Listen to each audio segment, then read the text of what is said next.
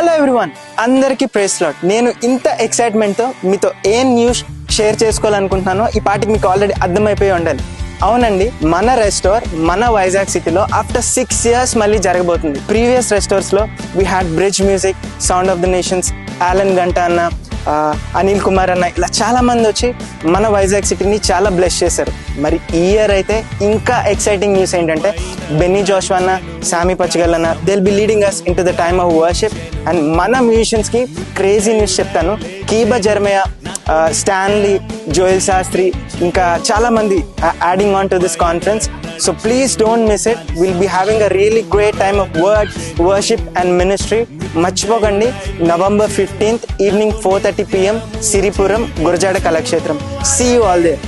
Thank you.